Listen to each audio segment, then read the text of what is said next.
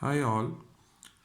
So today I'm going to give you a lecture on the transfer function modeling of translational mechanical systems with 2 degrees of freedom. So 2 degrees of freedom means the number of linearly independent motions of a body. So it means if you're talking about 2 degrees of freedom mechanical system, it means it must have two masses which can move independently, or a single mass which can perform two independent motions. So, before I start the formal lecture, I would like you people to like, subscribe, and share my channel, that is Talim Sabke Liye. So, I will give you an example and then solve it to develop the transfer function model of that mechanical system. But before I start, or I give you like that example, there are some basic formulas as mechanical system has three elements of spring, damper, and mass. So I will write those formulas of these three elements.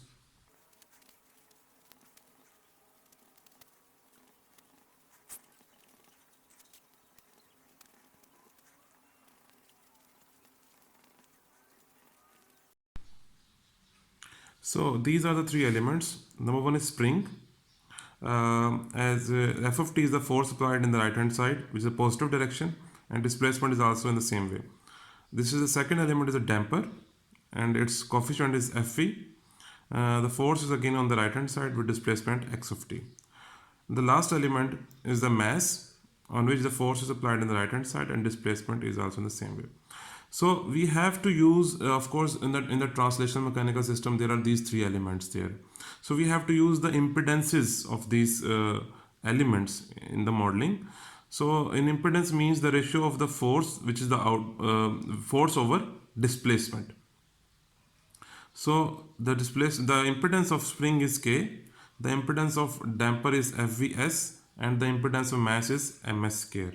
So now I will take an example to solve a mechanical system with 2 degrees of freedom. So here is the 2 degrees of freedom translational mechanical system. As you can see, there are two masses M1 and M2, and M1 and M2 are connected together through this damper FV3 and the K2 spring, and the force is applied directly on the MS1. This is F of t, and displacement we have taken to the right hand side, which are the positive side of displacement. These two are frictional forces Fv1 and Fv2. This is a spring K3. So whenever you have to solve or you have to apply the transfer function modeling to translational mechanical system on 2 degrees of freedom or more degrees of freedom, you have to keep in mind the superposition theorem, which superposition theorem says that first you have to move m1. I will write the rules for 2 degrees of freedom. Move m1 and find effect of m1 on itself, means find the effect of all the forces affecting on the mass 1 when you move the mass 1 itself. Number 2, move m2 and find effect of m2 on m1. Means first you have to move the m1 to the right hand side and you have to find out the effect of all the forces affecting on m1. Then you have to move m2 to the right hand side, then you will see how many forces are going to affect on mass1. So these two contributions will complete the effect of all the forces on mass 1. Similarly, to find out the equation or the forces that has been applying on the mass 2, you have to again do the superposition. For mass 2, you have to move m1 and find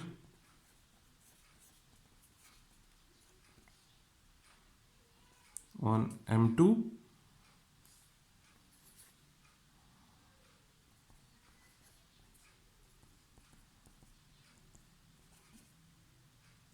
itself. So for to find the forces, the effective forces on M2, you have to do again the same superposition, that you have to first move M1 to the right hand side, and then you have to find out all the forces which are affecting on M2. After that, you have to move the M2 to the right hand side, and then again you have to find all the forces because of the movement of M2 on itself. So in this way you will find all the forces, and then we will drive the equation, and then after the modeling.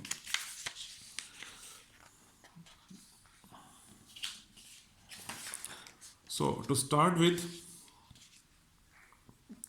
first we will find the forces effect on mass 1. So I will write M1 effect on M1. This is a free body diagram. You will draw it, and you will find here that when you move M1 to the right hand side, what will be the forces affecting on it. So I will again take the previous diagram. So I will tell you from here that when you move M1, it is very clear that spring, of course, spring will oppose. So there will be a force, spring will be opposing this movement. So it will be on the M1 is trying to move on the right hand side, and spring is opposing it. So the direction of force of spring will be on the left hand side. So you will draw here. So it becomes, because spring was K2, it becomes K2 x1 of, because you are moving M1, so displacement is of going to be for M1, so x1 of s will be used here. Now the damper, this damper Fv3 will also oppose the mass 1, so its direction will be on the left hand side as well. So it becomes Fv3 as x1 of s, because you are moving mass 1. Next is this spring. Of course, when this spring is tie up to this pole, and when you're moving M1 to the right hand side, it will also try to get back M1 to its original position. So that's why K1 is also affecting, applying force on the left hand side as well. So here you will draw K1 x1 of s. Now as you can see, there is a frictional force as well, as mass 1 is is on the surface where there is some friction, Fv1. So it is also, of course, frictional force also oppose the movement as well, so it will also oppose in the opposite direction. So it becomes Fv1 s x1 of s. But last, that is on the left hand side, that is opposing the movement of F mass 1, is mass 1 itself. The force that is due to this mass 1 will also oppose. As we know that if the mass is greater, you have to apply more force to make it move.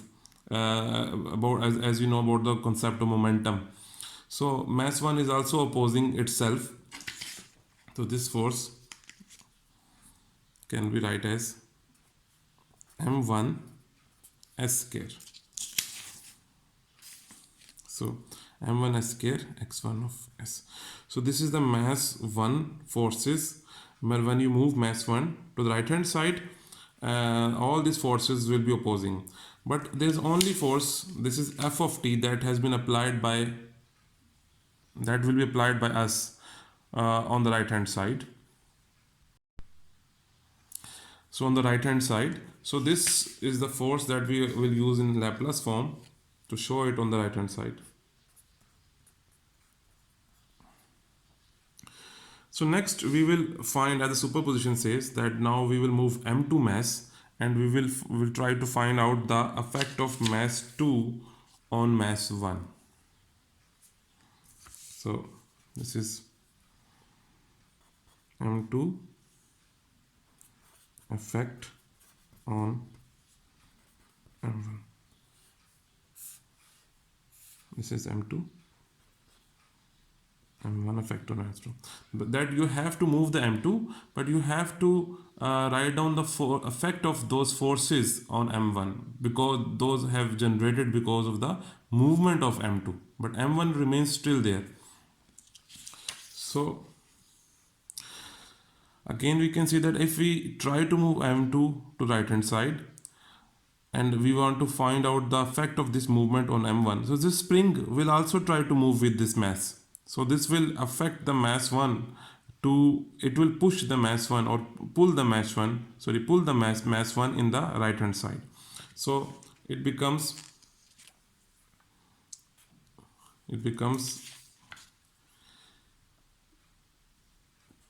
k2 x2 of s, as you are moving the mass 2 and finding its vector mass 1, so movement is mass 2, so x2 of s will be used here.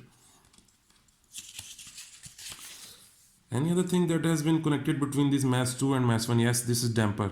So again, damper, m2 is moving, damper is of course is moving with it, so it will try to move ms1 on this direction as well, right hand side. So these two elements are connecting, so these two are forces affecting the mass 1. So fv3 s x2 of s. Now we can easily write down an equation of mass 1 of all the forces effect. So we will take the forces on the left hand side, we will write those forces into left hand side, and the forces on right hand side will be on the right hand side of the equation. So start from here.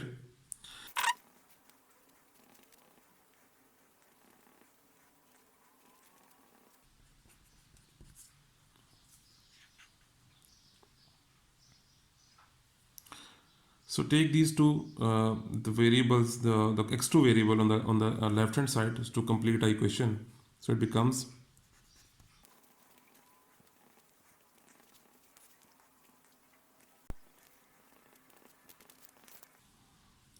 so now we will take common x1 of s from all these coefficients. So it becomes standard equation.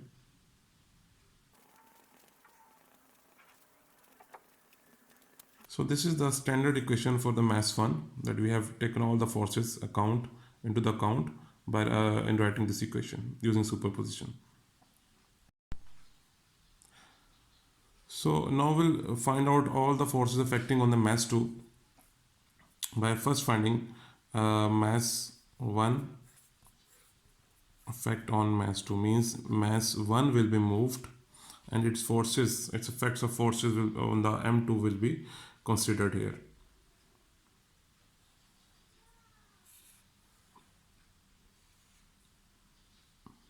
So mass 1 will be moved. From here you can see that if mass 1 is moved to the right hand side, the spring will also will force the m2 to move in the same direction, and similarly the damper will also try to move that mass 2 in the same right hand side direction. So two forces k2 and because fv3 will be trying to move the mass 2 on the right hand side because of the movement of mass 1.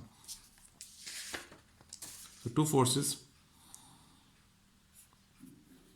fv3 s, because we are moving mass 1, so it will be x1 of s, and second force was due to the spring k2, so it becomes k2 x1 of s. So now the effect of mass 1 has been calculated. Now we will find mass 2 effect on mass 2.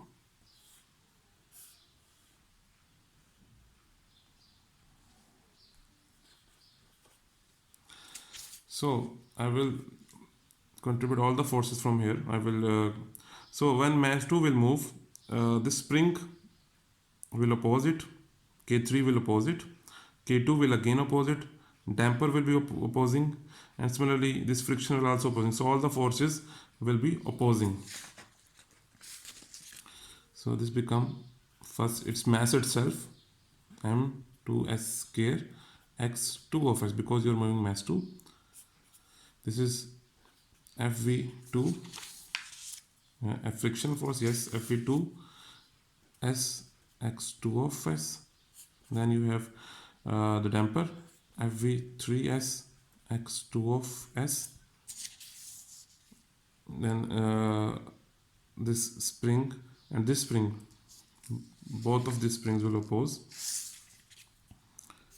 So K2 x2 of S, K3 x2 of S. So these are all the forces that have been affecting the mass 2. These are the forces which are affecting on mass 2 because of movement of mass 1, and these are the forces those are affecting on mass 2 because of the movement of mass 2. So now I will write again the equation in a similar way as I mentioned, as I write on the previous equation.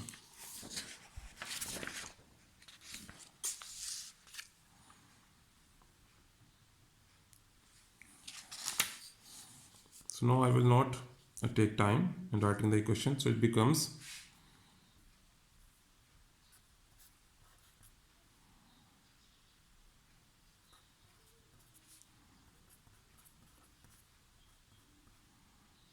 I'm just writing the standard equation, and already you people know how to write the standard equation.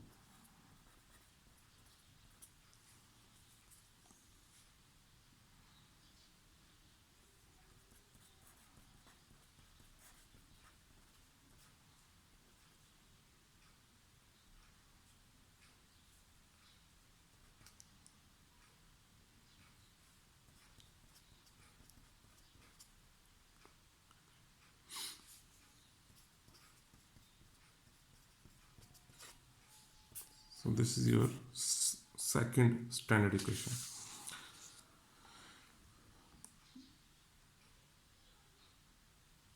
So the main objective is to find out transfer function, that is x2 of s of s.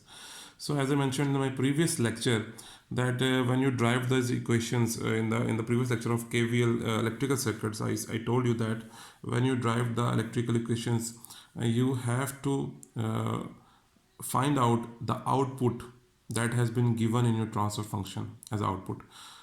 So in this case your output is x2 of s, means the displacement of mass 2. So you have to find x2 of s using these two equations. So and apply the Cramer rule as well. So x2 of s, it becomes delta 2 by delta. So here delta 2, from the equations you can find delta 2, this is the equation 1. So the x1 variable with the coefficient m1 s square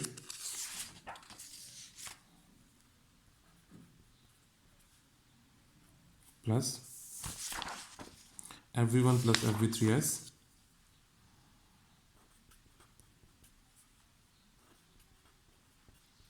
so fv3s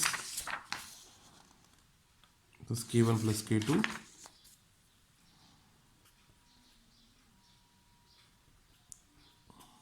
k2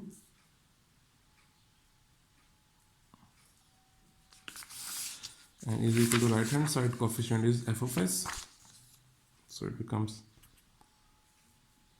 f of s. Now from second equation it is minus fv3s plus k2 and the is equal to right hand side is 0, so divided by delta. So now x2 of s, it becomes equal to this the multiplication of this will be is equal to 0, so it becomes that you put small bracket here, it becomes 0 minus into minus fv3s plus k2 into f of s. This minus is outside this one, so it becomes this, and this becomes this, and this is this. So divided by delta. So x2 of s becomes this minus minus plus, so it becomes fv3s plus k2 into f of s divided by delta. So take this f of s to the left hand side in the denominator, so it becomes x2 of s over f of s is equal to minus fv3s plus k2 over delta. So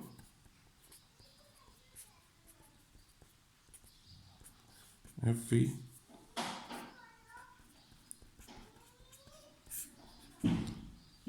so this is the basic transfer function of the mechanical system that has been given to you.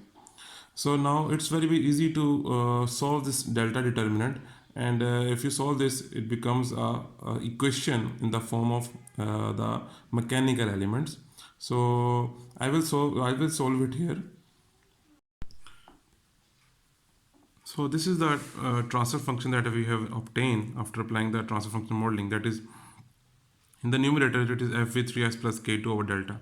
And delta is just nothing but a determinant of the two equations. That this is the m1s square plus fv1 plus fv3s plus k1 k2. This is the coefficient of x1 of s. This is the coefficient of x2 of s. This is the coefficient of x1 of s again in second equation, and this is the coefficient of x2 of s in the second equation. So just you have to find the determinant of this delta, and you will put that determinant in here. So as we know that in this case we don't have any values of these elements, so we will not further simplify it. So it means if I want to write it in the block diagram, so it become like this. So we forget to write x2 of s over f of s. So this will be the force applied. This is the transfer function fv3s plus k2 divided by this delta, and this is the output x2 of s. So this is the transfer function of the given mechanical system of 2 degrees of freedom. So I hope you have understand the lecture. It's all from my side. But before I leave, I would like you people to like, subscribe and share my channel, that is Talim Sabke Liye.